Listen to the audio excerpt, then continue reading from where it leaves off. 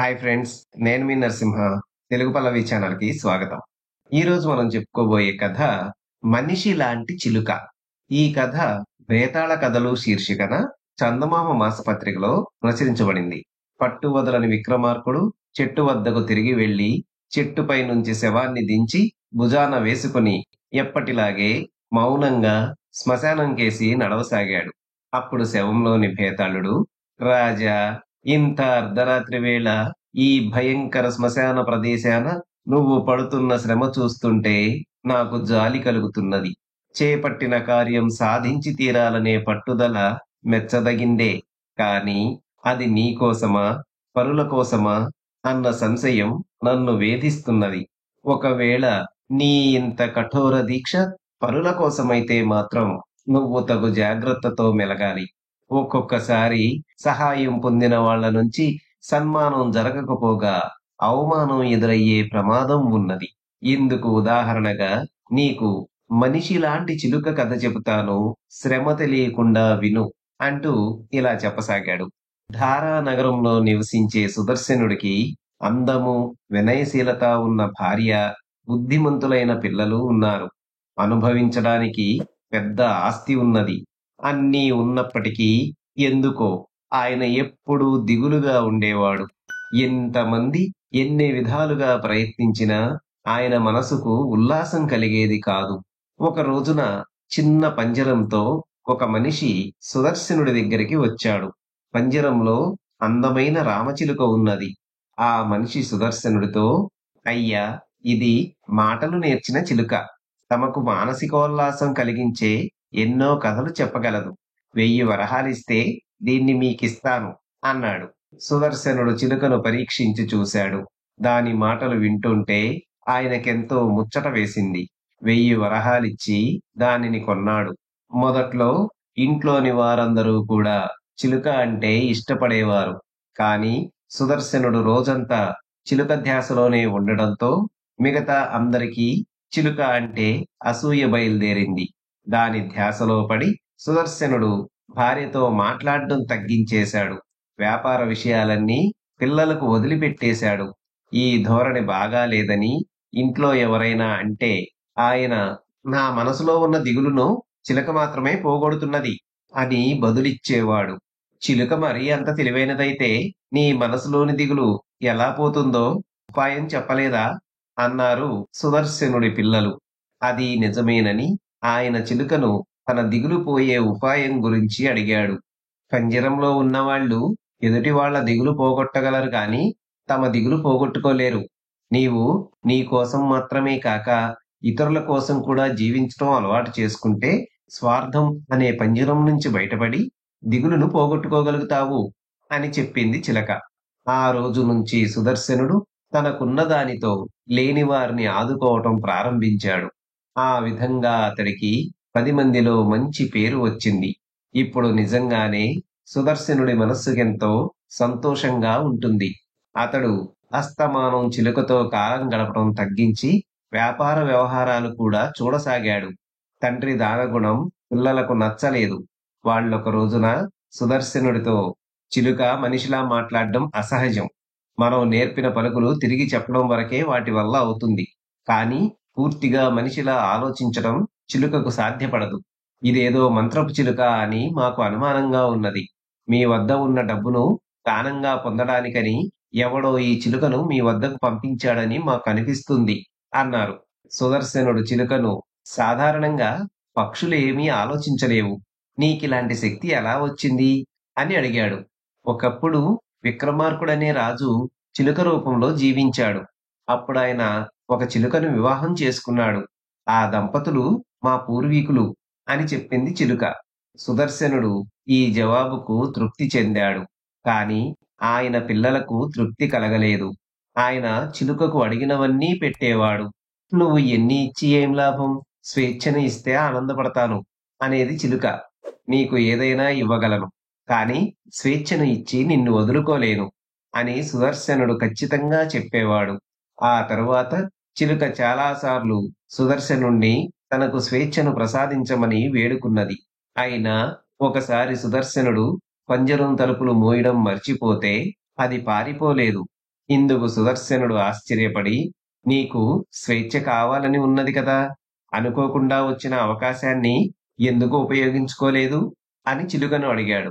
నేను లోగడ ఏ వంశందాన్నో చెప్పా గదా! తప్పు పనులు చెయ్యలేను.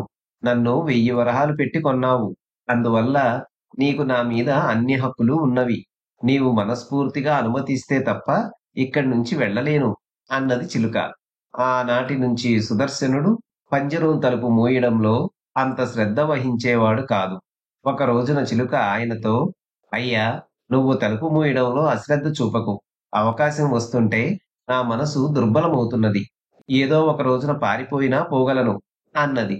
సుదర్శనుడు, పారిపోవాలన్న బుద్ధి ఉన్నదానివి ఆ విషయం ముందు నాతో హెచ్చరించడం ఎందుకు అని అడిగాడు. దానికి చిలుక, చాలా మందికి తప్పు చేయకూడదనే ఉంటుంది. అవకాశం దొరికితే మాత్రం కొంతమంది తప్పు చేయకుండా ఉండలేరు. నేను విక్రమార్కుడి వంశం దాన్నే. కానీ విక్రమార్కుడంత గొప్పదాన్ని కాదు. తప్పు చేయడం నాకిష్టముండదు. దయచేసి నన్ను లోభపెట్టవద్దు. పంజరం తలుపు జాగ్రత్తగా వెయ్యి అన్నది. ఇదంతా ఆయన తన భార్యాబిడ్డలకు చెబితే వాళ్లకు చిలుక మీద మరింత అనుమానం కలిగి, ఇది చాలా ప్రమాదకరమైన చిలుక. దీనివల్ల మీకు మన కుటుంబానికి ముప్పు రాగలదు అన్నారు. అందుకు తగ్గట్టే వారం తిరగకుండా సుదర్శనుడికి ఏదో కొత్త రకం జబ్బు చేసింది. ఏ మందులకు అది లొంగలేదు.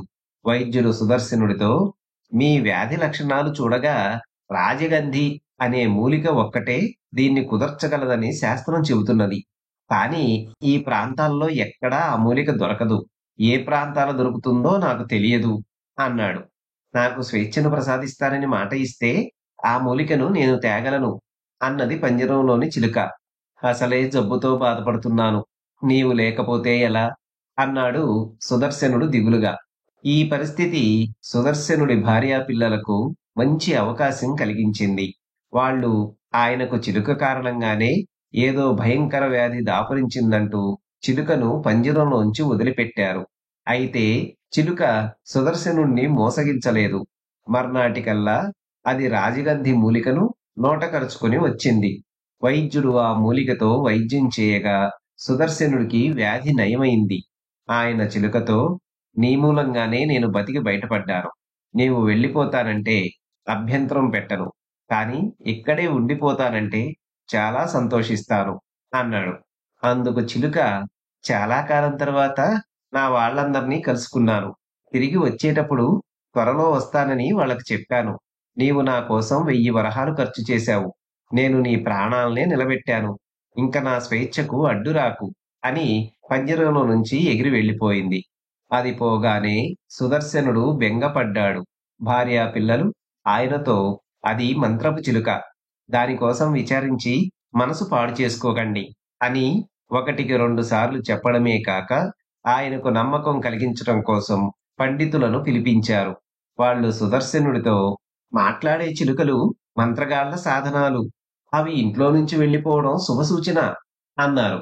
కాలక్రమేణా సుదర్శనుడు ఆ మాటలు నమ్మాడు. కొన్నాళ్ల తర్వాత నిజంగానే ఆ చిలుక తిరిగి సుదర్శనుడి వద్దకు వచ్చి, నాకిక్కడి జీవితం అలవాటైపోయింది. నా వాళ్ళ మధ్య ఎంత ప్రయత్నించి ఇవ్వలేకపోయాను. నేను నీతోనే ఉండిపోతాను. నిన్ను వదిలిపోవాలనుకున్నందుకు మన్నించు అన్నది. సుదర్శనుడు అందుకు అంగీకరించక పంజరాన్ని పాత సామాన్లుండే గదిలో పారవేయించి దాన్ని పంపేశాడు. ఆయన పిల్లలు ఉత్సాహంగా, అయితే ఇంతకాలానికి అది మంత్రపు చిలుక అని నీకు నమ్మకం కలిగిందన్నమాట, అవునా అని అడిగారు. సుదర్శనుడు ఆ ప్రశ్నకు జవాబు ఇవ్వకుండా ఒకసారి కళ్ళు తుడుచుకొని ఊరుకున్నాడు. బేతాళుడు ఈ కథ చెప్పి, రాజా, సుదర్శనుడు తన ప్రాణం కాపాడిన రామచిలుక ఆశ్రయం కోసం తిరిగి వస్తే ఎందుకు కాదన్నాడు?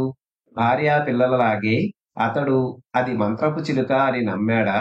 ఈ సందేహానికి తెలిసి కూడా సమాధానం చెప్పకపోయావో నీ తల పగిలిపోతుంది అన్నాడు. దానికి విక్రమార్కుడు, పండితులు అది మంత్రపు చిలుక అని చెప్పినప్పుడు సుదర్శనుడు ఆ మాట నమ్మిన సంగతి నిజం.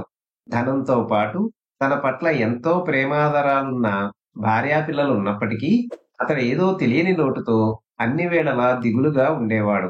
కానీ చిలుకను కొన్న తర్వాత అది తన మాటలతో, మంచి సలహాలతో అతని దిగులును పోగొట్టింది. ఆ కారణం వల్లనే సుదర్శనుడు చిలుక స్వేచ్ఛ కోరినప్పుడు దానికి తానై స్వేచ్ఛ ఇవ్వడానికి ఒప్పుకోలేదు. చిలుక అతన్ని వ్యాధి నుంచి రక్షించేందుకు రాజిగంధి మూలిక తెచ్చి తిరిగి తన వాళ్ళ దగ్గరికి పోతానని చెప్పి ఇక తన స్వేచ్ఛకు అడ్డు రావద్దని సుదర్శనుణ్ణి కోరింది. దానితో అతడికి ఆత్మబంధువుల పట్ల మనిషికి ఉండవలసిన ఆప్యాయత, బాధ్యత అర్థమైంది. కాని అదే చిలుక మరొకసారి తిరిగి వచ్చి తాను తన వాళ్ళ మధ్య జీవించలేనని చెప్పగానే అతనికి దాని నిజరూపం తెలిసిపోయింది. అది మనిషిలాంటి చిలుక. చాలా మంది మనుషులు తమ శక్తి సామర్థ్యాలతో సాధించలేనివి గొప్పవాళ్ల ద్వారా పొందే అవకాశం కలిగితే తమ వాళ్ళను కూడా కాదని వాళ్ళ పంచెన చేరుతారు. అలాగే చిలుక కూడా తన తెలివితేటలను తన వాళ్ళ కోసం ఉపయోగించాలనే బాధ్యత మరిచి సుదర్శనుడు కల్పించే సౌఖ్యాల కోసం ఆశపడింది. ఆహార సంపాదన కోసం శ్రమ పడవలసిన అవసరం, శత్రుభయం సుదర్శనుడి ఇంట దానికి లేవు. చిలుకలోని ఈ దౌర్బల్య గుణాన్ని పోగొట్టేందుకే అతడు ఇక దానికి తన ఇంట ఆశ్రయం ఇవ్వదలుచుకోలేదు అన్నాడు. ఈ విధంగా రాజుకు మౌనభంగం కలగ్గానే వేతాళుడు శవంతో సహా మాయమై తిరిగి చెట్టెక్కాడు. చూశారు కదా ఫ్రెండ్స్, ఇది ఈ రోజు కథ. మరొక మంచి కథతో తదుపరి వీడియోలో కలుసుకుందాం. ధన్యవాదాలు.